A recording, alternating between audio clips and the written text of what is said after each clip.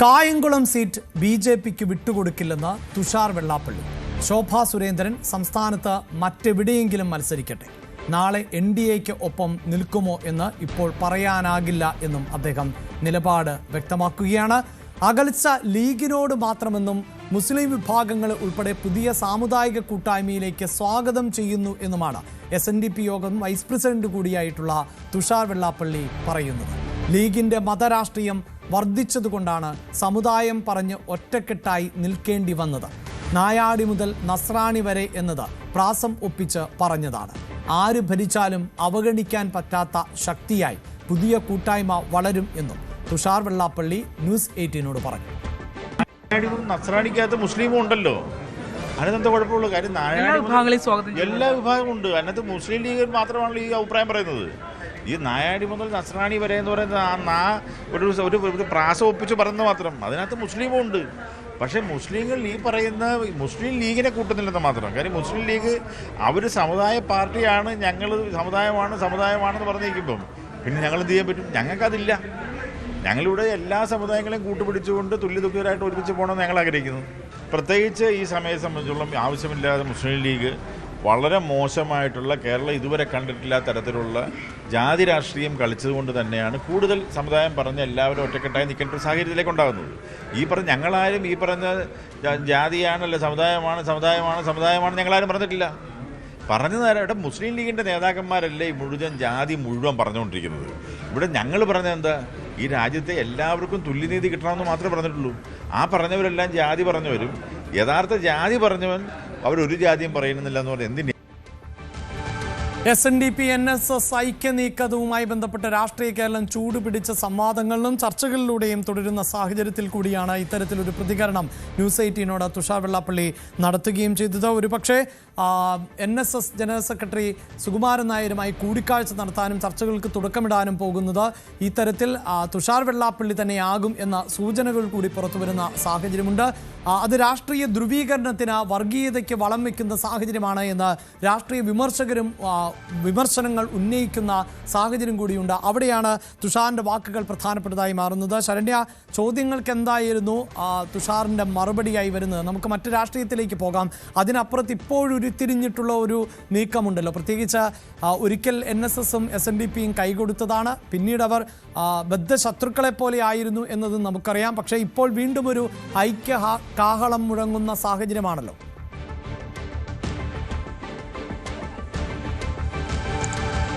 അഭിലാഷ്, ഇന്നലെ ആലപ്പുഴയിൽ ചേർന്ന SNDPയുടെ പ്രധാനപ്പെട്ട യോഗത്തിൽ SNDP പാസാക്കിയ പ്രമേയത്തിൽ പറയുന്നത് SNDP യോഗം വൈസ് പ്രസിഡന്റായ തുഷാർ വെള്ളാപ്പള്ളിയെയാണ് ഈ സാമുദായിക സംഘടനകളുമായി ചർച്ച നടത്താനായി ചുമതലപ്പെടുത്തിയിരിക്കുന്നത് എന്നുള്ളതാണ്. അതായത് ഔദ്യോഗികമായി SNDP യോഗത്തിന്റെ പ്രതിനിധിയായി വിവിധ സാമുദായിക സംഘടനകളുമായി ചർച്ച നടത്താൻ പോകുന്നത് തുഷാർ വെള്ളാപ്പള്ളിയാണ്. അതിനു മുമ്പുള്ള ആദ്യ പ്രതികരണമാണ് അദ്ദേഹത്തിന്റെ ഭാഗത്ത് നിന്ന് നമുക്ക് ലഭ്യമായിട്ടുള്ളത്. അതിൽ അദ്ദേഹം പറയുന്ന ഇത്തരം ഒരു കൂട്ടായ്മയെക്കുറിച്ച് അദ്ദേഹം പറയുന്ന ചില ധാരണകളെ തിരുത്തുന്നുണ്ട്. അതായത് ഇത്തരം ഒരു സാമുദായിക ഐക്യത്തിലേക്ക് പോകാൻ, അല്ലെങ്കിൽ ഹിന്ദു ഐക്യം എന്നുള്ള രീതിയിൽ പറയുമ്പോൾ പോലും അത് അങ്ങനെയൊന്നല്ല, മറിച്ച് ലീഗിനോട് മാത്രമാണ് യോജിച്ചു പോകാൻ കഴിയാത്തത്. ലീഗ് മാത്രമാണ് അധിഷ്ഠിത രാഷ്ട്രീയം പറഞ്ഞുകൊണ്ട് നിൽക്കുന്നത്. അതുകൊണ്ട് തന്നെ ലീഗ് ഇത്തരത്തിലൊരു സാഹചര്യം ഇപ്പോൾ ഉണ്ടാക്കിയത് കൊണ്ടാണ് തങ്ങളും അത്തരമൊരു കൂട്ടായ്മയിലേക്ക് പോകേണ്ട ഒരു അനിവാര്യത ഉണ്ടായതെന്നുള്ളതാണ് അദ്ദേഹം വ്യക്തമാക്കുന്നത്. പക്ഷെ അതേസമയം തന്നെ വെള്ളാപ്പള്ളി നടേശൻ പറഞ്ഞതിൽ നിന്ന് വ്യത്യസ്തമായി തുഷാർ പറയുന്നു എന്നുള്ളതാണ്. അതായത് ലീഗിന് മാത്രമാണ് ഈ ഒരു കൂട്ടായ്മയിലേക്ക് പ്രവേശനമില്ലാത്തത്. ലീഗുമായി ബന്ധപ്പെട്ട് ലീഗിനോട് മാത്രമാണ് അത്തരമൊരു അകൽച്ച ഉള്ളത്. അതിനപ്പുറത്തേക്ക് മറ്റ് മുസ്ലിം വിഭാഗങ്ങളിലെ സംഘടനകളോടോ മറ്റാളുകളോടോ ഈ സംഘടനയുമായി യോജിച്ചു പോകുന്നതിന് അവരെ സ്വാഗതം ചെയ്യുന്നു എന്നുള്ള രീതിയിൽ തന്നെയാണ് പറഞ്ഞത്. വെള്ളാപ്പള്ളി നടേശൻ പറഞ്ഞ ചില വാക്കുകളുണ്ടായത് നായാടി മുതൽ നസ്രാണി വരെ ഉള്ള ഒരു കൂടിച്ചേരൽ കൂട്ടായ്മ എന്നുള്ളതാണ് വ്യക്തമാക്കിയത്. അതൊരു പ്രാസത്തിന്റെ ഭാഗമായി മാത്രം പറഞ്ഞതാണ്. അതിനകത്ത് ഈ വിഭാഗങ്ങളും ഒക്കെ ഉൾപ്പെട്ട് എല്ലാവരെയും ഉൾപ്പെടുത്തിക്കൊണ്ട് പോകാനാണ്, തങ്ങളോടൊപ്പം സഹകരിച്ചു പോകുന്ന എല്ലാ വിഭാഗത്തിനെയും ഉൾക്കൊണ്ട് പോകാനാണ് തീരുമാനം എന്നുള്ളതാണ്. മറ്റൊന്ന്, BDJS അധ്യക്ഷനായി നിൽക്കുന്ന ഒരു രാഷ്ട്രീയ പാർട്ടിയുടെ അധ്യക്ഷനാണ് ഇത്തരം ഒരു ചർച്ചയിലേക്ക് സാമുദായിക സംഘടനകൾക്ക് മുന്നിലേക്ക് പോകുന്നത്. അതുകൊണ്ട് തന്നെ അതിനകത്ത് കൃത്യമായി കൃത്യമായൊരു രാഷ്ട്രീയം അത് ഇല്ല എന്ന് എങ്ങനെ പറയാനാകുമെന്ന ചോദ്യത്തിന് അദ്ദേഹം പറഞ്ഞ മറുപടി, താൻ BDJS അധ്യക്ഷനായല്ല പോകുന്നത്, മറിച്ച് SNDP യോഗത്തിന്റെ വൈസ് പ്രസിഡന്റായാണ് സമീപിക്കുന്നത്. അത്തരത്തിൽ രാഷ്ട്രീയമായൊരു ലക്ഷ്യം അതിനകത്ത് ഉണ്ടാവില്ല. ഇപ്പൊ നിലവിലത്തെ സാഹചര്യത്തിൽ നമുക്കറിയാം പല സാമുദായിക സംഘടനകൾക്കും അവരുടേതായ രാഷ്ട്രീയ നിലപാടുകളുണ്ട്. ആ രാഷ്ട്രീയ നിലപാടിന്മേൽ ഒരു സ്വതന്ത്ര നിലപാടിലേക്ക് പോകുമെന്നാണ് വെള്ളാപ്പള്ളി നടേശൻ, അതായത് സ്വതന്ത്ര നിലപാട് കൈക്കൊള്ളേണ്ടവർക്ക് അങ്ങനെ പോകാം എന്ന് വെള്ളാപ്പള്ളി നടേശൻ ഇന്നലെ പറഞ്ഞതിൽ നിന്ന് വ്യത്യസ്തമായി ഇന്ന് നമ്മളോട് തുഷാർ പ്രതികരിക്കുമ്പോൾ തുഷാർ പറയുന്നത് ഏതൊരു സർക്കാരിനും അല്ലെങ്കിൽ രാഷ്ട്രീയ സംവിധാനങ്ങൾക്കും ഒഴിവാക്കാൻ കഴിയാത്ത അഭിപ്രായം സ്വീകരിക്കാതെ പോകാൻ കഴിയാത്ത ഒരു സംവിധാനമായി ഈ കൂട്ടായ്മ വളരും എന്നുള്ളതാണ്. അപ്പോൾ തീർച്ചയായും ഇതൊരു രാഷ്ട്രീയ ഇടപെടലിലേക്ക് കൂടിയുള്ള നീക്കമാണ് എന്നുള്ളത് തുഷാർ വെള്ളാപ്പള്ളി പറയാതെ പറയുകയാണ്. അത്തരമൊരു ലക്ഷ്യം തന്നെയാണ് ഐക്യത്തിന് പിന്നിൽ എന്നുള്ളതും വ്യക്തമാകുന്നുണ്ട്. എന്തായാലും തുഷാർ ഇന്ന് NSS ഭാരവാഹികൾ അടക്കമുള്ള ആളുകളുമായി ചർച്ച നടത്തുമെന്നുള്ള വിവരം ലഭ്യമായിട്ടുണ്ട്. അത്തരത്തിൽ ഉള്ള ഒരു നീക്കത്തിന് തൊട്ട് മുമ്പുള്ള പ്രതികരണമായിരുന്നു. കൃത്യമായും ഒരു സർക്കാരോ അല്ലെങ്കിൽ ഭരണ സംവിധാനമോ ആ സംവിധാനത്തിനെ കൃത്യമായി അവരുടെ പരിധിയിലേക്ക് കൊണ്ടുവരുന്നതിന് വേണ്ടിയുള്ള ഒരു സംഘടനാ സംവിധാനമാണ് ഇത് എന്ന് തന്നെയാണ് തുഷാർ വെള്ളാപ്പള്ളി പറഞ്ഞു വെക്കുന്നത്. അതിന് തൻ്റെ BDJSുമായി ബന്ധപ്പെട്ട രാഷ്ട്രീയ ലക്ഷ്യങ്ങളില്ല, അതിനുമപ്പുറം ഒരു കൂട്ടായ്മ രൂപീകരിക്കുക എന്നുള്ളതാണ്. അത് ആരെയും ചലഞ്ച് ചെയ്യാൻ കഴിയുന്ന രീതിയിലുള്ള ഒരു കൂട്ടായ്മയായി വളരണം എന്നുള്ളതാണ് ആഗ്രഹം എന്നുള്ളതാണ് തുഷാർ പങ്കുവെക്കുന്നത്. ഒപ്പം തന്നെ ലീഗിനോട് മാത്രമാണ് വിയോജിപ്പുള്ളത്, മറിച്ച് മറ്റ് വിഭാഗങ്ങളെ അല്ലെങ്കിൽ ലീഗുമായി ബന്ധപ്പെട്ട് നിൽക്കാത്ത ഇപ്പോൾ നമുക്കറിയാം വെള്ളാപ്പള്ളിക്കെതിരെ ഏറ്റവും അധികം ഉയർന്നത് മതവർഗീയത പറയുന്നു എന്നത് തന്നെയായിരുന്നു. അങ്ങനെ ചിന്തിക്കേണ്ടതില്ല, വർഗീയതയല്ല, മറിച്ച് ആ വിഭാഗത്തിൽ നിന്നുള്ള ആളുകളെ കൂടി ഞങ്ങൾ ഉൾക്കൊണ്ട് തന്നെ പോകാനാണ് താല്പര്യപ്പെടുന്നത് എന്നുള്ളതാണ് തുഷാർ പറഞ്ഞത്. കുറച്ചുകൂടി പ്രായോഗികമായ രീതിയിലാണ് തുഷാർ ഈ വിഷയത്തെ അവതരിപ്പിക്കുന്നത് എന്നതും ശ്രദ്ധേയമാണ്.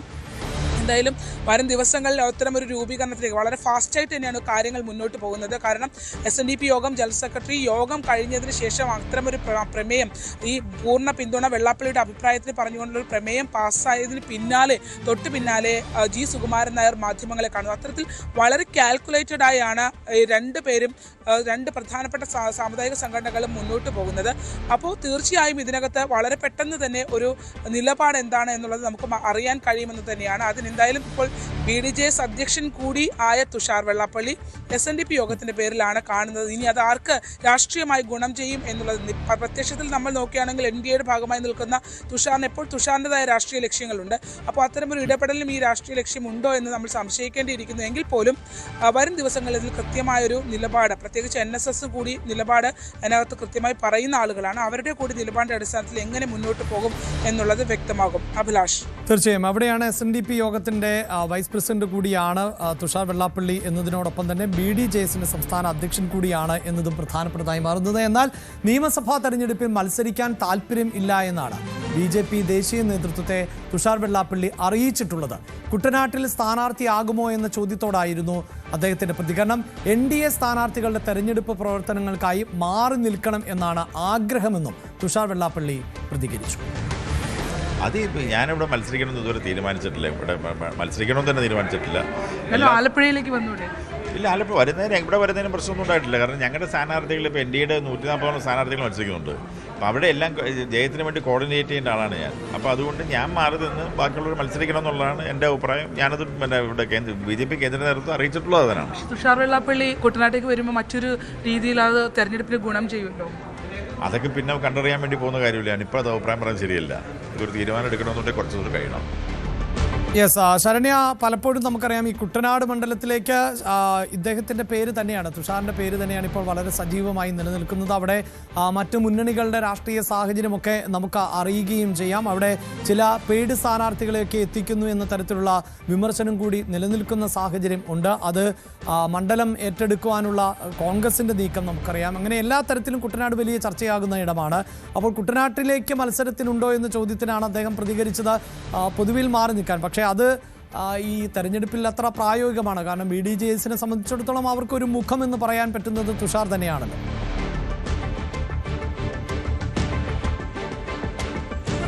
തുഷാർ കുട്ടനാട്ടിൽ മത്സരിക്കും എന്നുള്ള രീതിയിൽ അഭ്യൂഹങ്ങൾ പടർന്നുകൊണ്ടിരിക്കുന്നതിനിടയിലാണ് ഇങ്ങനെ ഒരു പ്രതികരണവുമായി അദ്ദേഹം രംഗത്ത് വന്നിട്ടുള്ളത്.